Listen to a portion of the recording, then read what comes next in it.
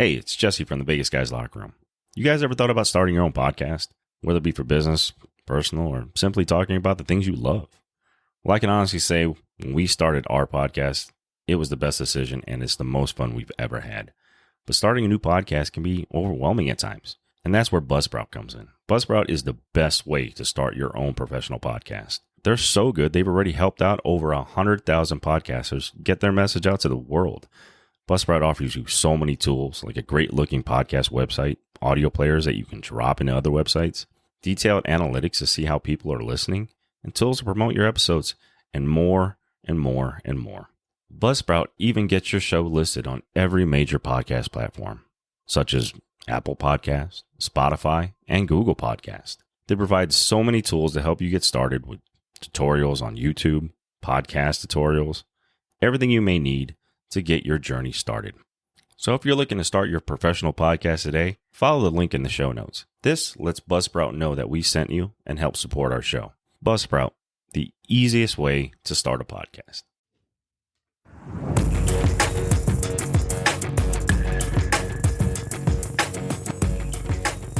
All right, everybody, welcome back to the Vegas Guys Locker Room. We are the show that breaks down fantasy sports. Got a great show for you today. We're doing fantasy football. We had football. Football is back, guys. We know we love it. So we got a great show for you. Today we're going to be breaking down the Thursday night matchup, look at some possible previews for the weekend, and some injury updates going on in the league. Guys, it is week one. Finally, fantasy football is in full force. Drafts are done. Lineups are set. Well, mostly. Everybody's still waiting on some game time decisions, but we will break some of this down, guys. All right, so to start it off, we're going to break down a Thursday night game, and all I can say about that one is the theme of that game was wide receiver lives do matter, because the Chiefs' wide receiver core was abysmal. I mean, that was awful. A lot of guys had high hopes for Sky Moore, Kadarius Toney, and it looked bad. I mean, it was bad. I don't know about you, but Sky Moore had the second most routes run on the team and no catches. I mean, 1 carry for 4 yards. That is sad. It's almost like Patrick Mahomes does not like Sky Moore. I mean, he just doesn't like him. He doesn't give him the ball. It's crazy. He threw it to him a couple times. He did have a completion that got called back. But the big one for me was Kadarius Toney. Kadarius Toney seems like, man, he just doesn't have that burst. He looked slow. He couldn't catch the ball.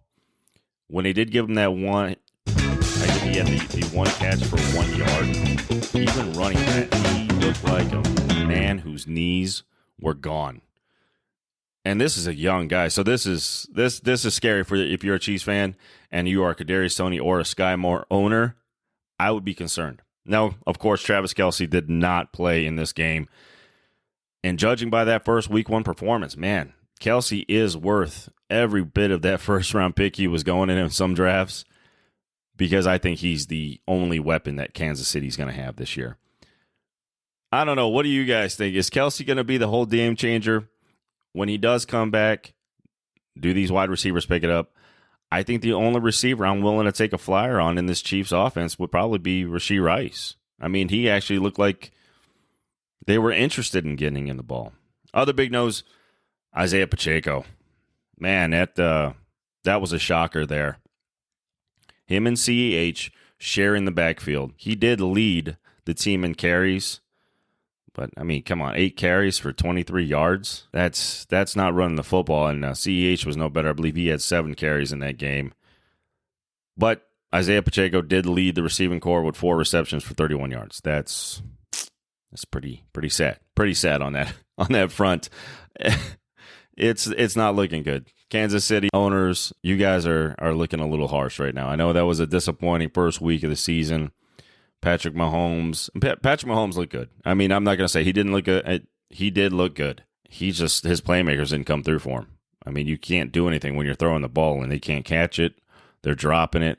The pick 6, completely not Patrick Mahomes' fault, goes right off Kadarius Toney into the hands of the secondary, and they take to the house. Not on. And I hate it when you hear that stuff, because it makes the quarterback look like it was his fault. It is not. That hit him right square in the hands. Kadarius Toney just can't pull it in.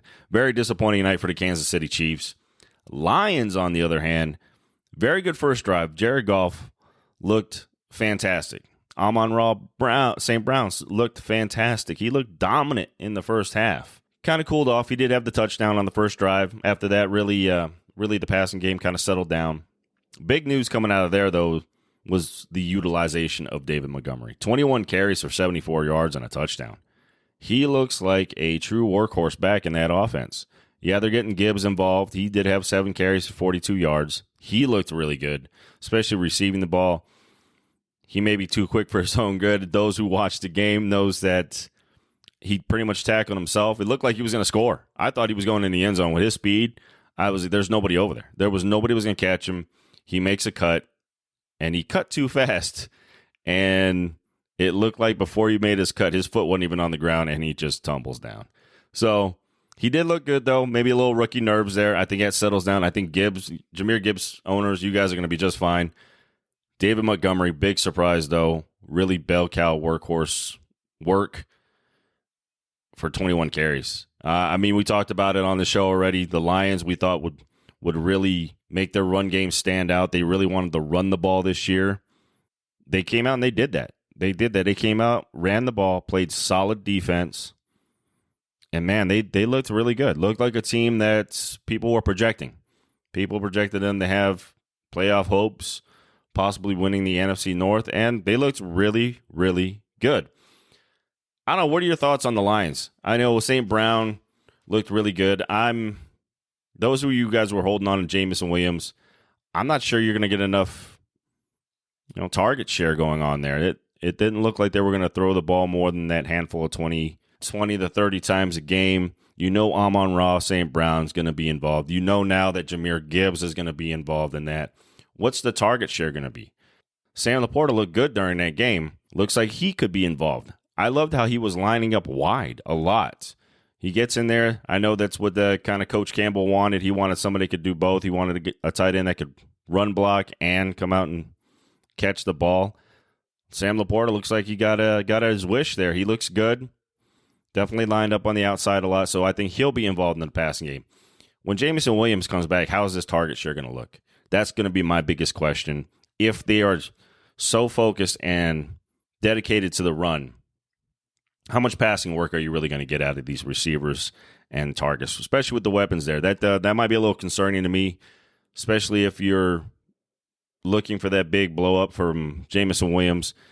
He's an explosive receiver. You were hoping for big plays out of him. I'm curious to see how this goes. Of course, only the first week, but it was a run fest. It was give the ball to David Montgomery, let him do work, and he was doing work.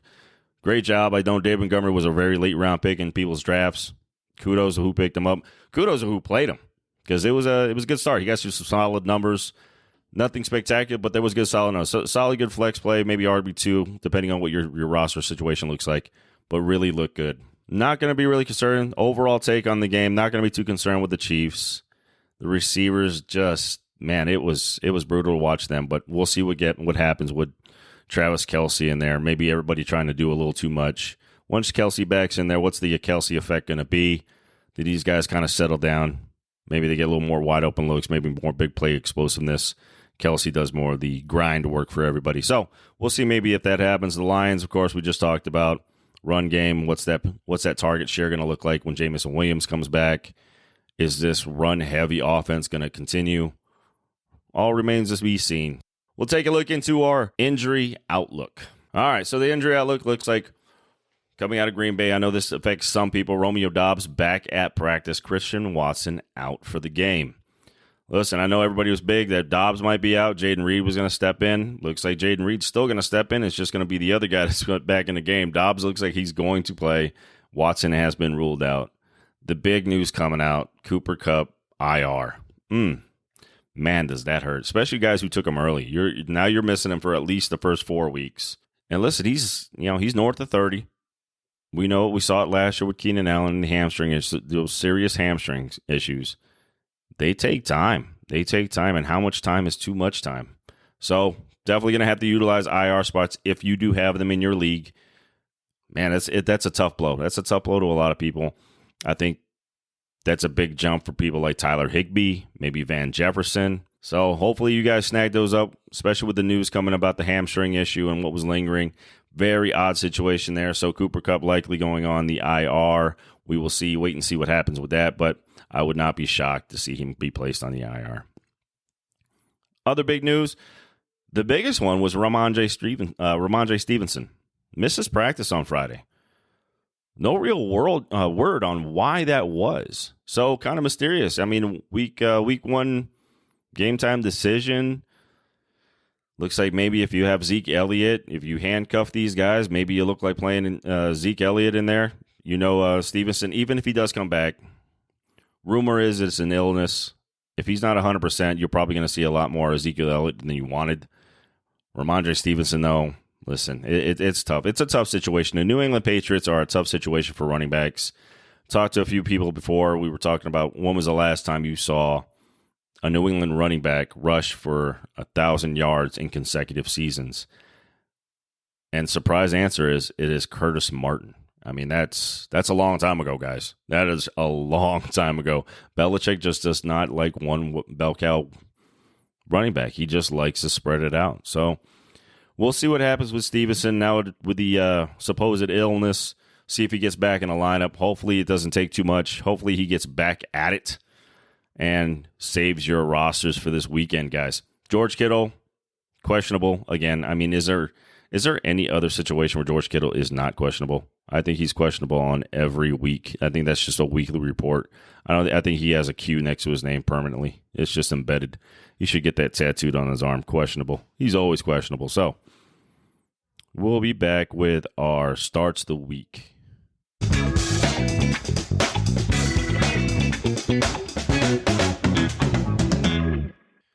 All right, now we're going to look at our starts of the week, possible guys that can blow up. And listen, I break this down. I'm not looking at the guys that you draft him every single week.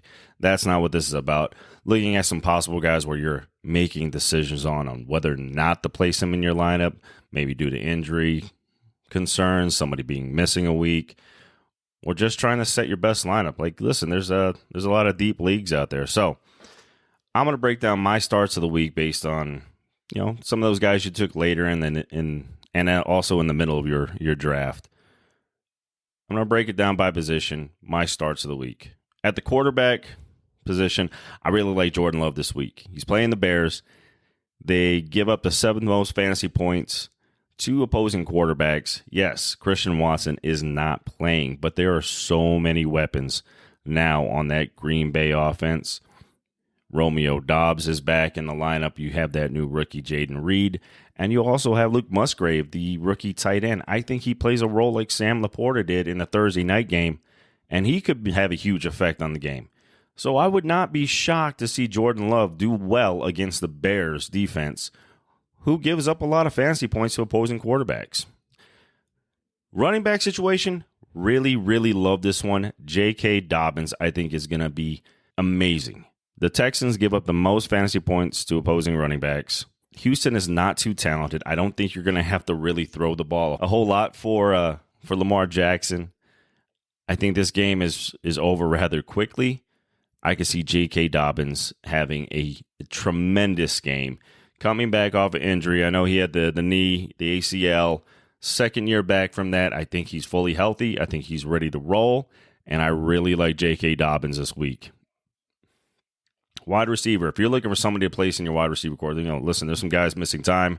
Maybe you have a 3 wide receiver set you need to plan for. Looking for that one extra piece. One guy I would recommend would be Mike Evans of Tampa Bay. They're playing Minnesota. Minnesota was the worst against fantasy against wide receivers last year. The one good thing that Baker Mayfield does is he throws a heck of a deep ball. Mike Evans could benefit from that. Listen, the man has finished every season with 1,000 yards. Everybody's in question now. There's no Tom Brady. What is this offense going to look like? Baker Mayfield is still going to want to throw the ball downfield. He's still going to want to stretch out that defense. Mike Evans can benefit from that, and especially with a weak secondary like Minnesota, who gives up the most to wide receivers. They didn't improve this year. I don't think they improved their secondary over the offseason. I think they actually got worse. So look for Mike Evans to possibly have a good game in week 1. If you're looking for another receiver to play, Mike Evans should be your man. Tight end, this should be no surprise. No Cooper Kupp.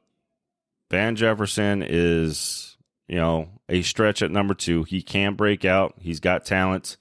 The running game there, Cam Akers, after the drama last year, he's on the team. He's off the team. We don't want him anymore. Okay, we love you. You're back. Who knows what's going to look like. But I think Tyler Higbee is a huge pickup for a tight end. Seattle gives up the most to opposing tight ends. That's just not what they do. If you have a receiving tight end, you can do some damage. And I think that's where they go. I think you can find Higbee in the end zone. I think he has a great week. And those 4 are my 4 starts of the week, guys. Listen, like I said, this is not your top guys. This is not your guys you're going to plug in every day or every week. But these are some flyers that maybe if you're looking to make some moves and you need to play somebody, these are some possibilities you might be able to pick up. Some guys I probably would stay away from this week. The bust portion of this. This is the bust segment. Starting at quarterback, be careful of playing Joe Burrow. Joe Burrow is playing Cleveland. They were number 3 versus QBs in fantasy last year. And Burrow, listen, he's had the calf injury. He hasn't been out there. Timing could be a little off. The Cleveland defense is still a decent defense. Okay, they have a decent pass rush.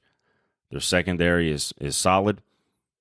Be careful playing Joe Burrow. He could have some mistakes. Listen to time. And when you're off in timing, that could be huge. Look for maybe an interception or 2 from Joe Burrow. Wouldn't be shocked if he doesn't have a great game. I think he'll still have a solid game, but I don't think he's going to have the numbers you're looking for. So be careful playing Joe Burrow. At the running back, it's got to be Najee Harris. Najee Harris, listen, we already talked about that on the show. It's going to be a timeshare with him, 60-40 we believe it's going to be. And they're playing San Francisco.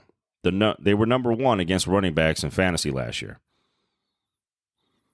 Not a good matchup. Listen, I know that the offensive line has gotten a lot better in Pittsburgh since Najee's rookie year. But I still just don't know if they're that good enough to dominate like they have in the past. Najee Harris is kind of a risky play. Not only he's not going to be getting the bell cow running back snaps, and you're playing the number 1 defense. Probably a good way if you can avoid Najee Harris, or if you have a better option or another option, maybe you want to go that route. But some people may have the choice, but don't be surprised if Najee Harris does not have a big week. At wide receiver, I'm weary on Stephon Diggs. They're playing the Jets on Monday night. Listen, it's week 1. Everybody's a little rusty. You already know. You already seen it. We've seen it in the Thursday night game. It's not going to be clean play. They're playing the Jets. Jets are number 1. They were number 1 last year against wide receivers in fantasy. It's weary. It's going to be weary to play Diggs in that first week. Listen, I know everybody saw Sauce Gardner. Sauce Gardner does not travel with the number 1 receiver. He doesn't travel. We've known that. But that secondary in New York is legit, and they have good corners there. Stephon Diggs could struggle. I wouldn't be shocked if you were just let down by Diggs this week. Tight end, really, really scared on this one. It would be the Walrus, Darren Waller, playing against Dallas, who was number 2 against tight ends last year. And when Waller, with some health concerns, what's new? He's like George Kittle and himself are always on the injury report. Who knows how healthy he is? I know reports out of the camp say they love throwing the Waller. Reports saying that they had to take Waller out of the game because they wanted to force Danny Droz and throw somebody else. I would just be wary that Darren Waller could highly, highly disappoint this week in fantasy. So, guys, those are my picks. Let me know what you think. I'm sure I'm going to get some feedback on that. And listen, guys, week 1, football is back. So excited. One little thing we want to do on our shows that we're trying to do on Friday or Saturday, is give up our Thursday night Toilet Bowl Award winner. And this week's award winner for our Toilet Bowl Award for Thursday Night Football is going to be Sky Moore. Sky Moore, you ran the second most routes on the Chiefs offense. You had 3 targets, 0 catches, 1 run for 4 yards. Listen, you are now the new age Allen Robinson. Welcome to the all cardio team. Welcome, Thursday Night Toilet Bowl Award winner. All right, guys. Listen, that's all I got this week. Thanks for joining the show. Please give us a rating, subscribe, get notified when we have new shows coming out. Sometimes it's going to be a little weird with schedules, but we will get you a show every week, guys. Listen, guys, thanks for joining me on Vegas Guys Locker Room, and we will see you on the next show. Have a great first week, guys. Football is back.